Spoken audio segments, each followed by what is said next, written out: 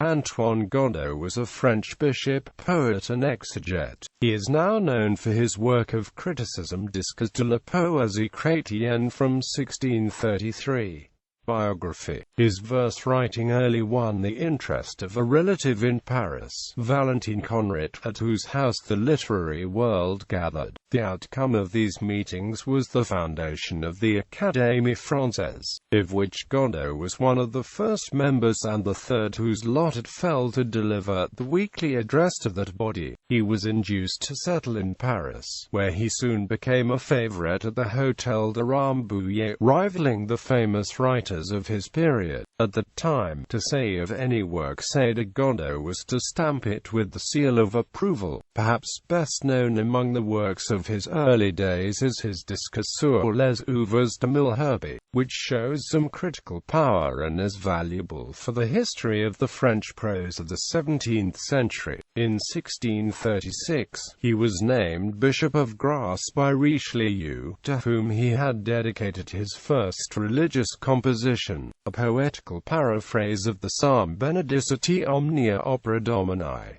He proved a model prelate. By a bull of Pope Innocent X, he was empowered to unite the dioceses of Grasse and Vence under his administration, but seeing the dissatisfaction of the clergy of the latter diocese, he relinquished the former and established himself at Vence. Godeau by no means gave up other interests. In 1645 and 1655 he took a prominent part in the General Assembly of the French clergy, and under the regency of Anne of Austria was deputy from the Estates of Provence. He was stricken with apoplexy and died in his episcopal city at the age of 67. Works. He turned his talent for versification to religious uses, his best-known productions being a metrical version of the Psalms, poems on St. Paul, the Assumption, St. Eustace, Mary Magdalene, and one of 15,000 lines on the annals of the Church. The monotony and mechanical arrangement of the poems are relieved at intervals by passages remarkable for thought or expression, among others those lines embodied by Corneille in his Polyoctave, Le gloire tum parter est comme l'éclat du verre, elle en a la fragilité. The Jesuit poet François Vavasseur published in 1647 a satire on Godeau, Antonius Godlis, Episcopus Grassensis,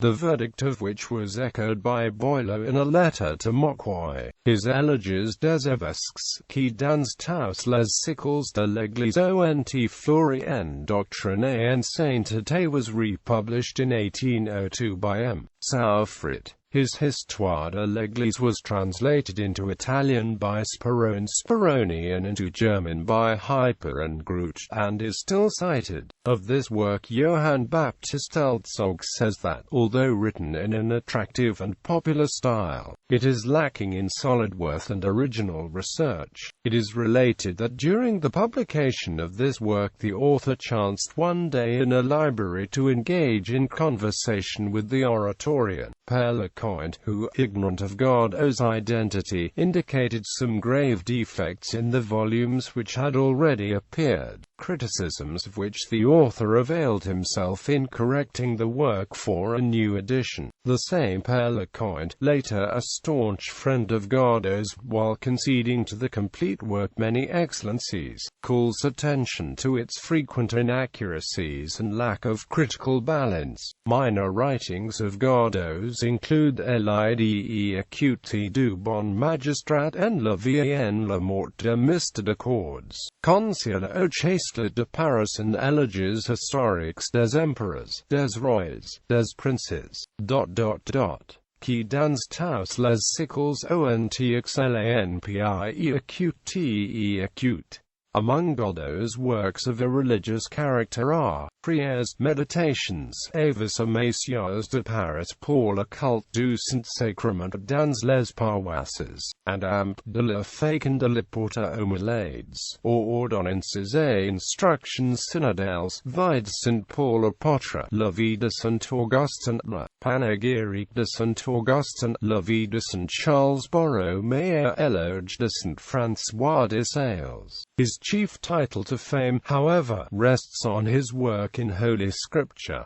His paraphrases of the following books: Romans, Corinthians, Galatians and Ephesians, Thessalonians, Timothy, Titus, and Philemon, Hebrews, the canonical epistles, are still recommended and useful, the sense and connection of ideas being brought out clearly by the insertion of the fewest possible words. His version Expliqué du Nouveau Testament de Notre Seigneur Jésus Christ is something between a literal translation and a paraphrase. The greatest of all his works, according to Nick Caron, is La Morale chrétienne pour l'instruction des curés et des prêtres du diocèse de Vence, intended to combat the casuists, a model of force, clearness, and revealing a precision rarely to be found in the other writings of the same author. In the Latin translation, which appeared at Augsburg in 1774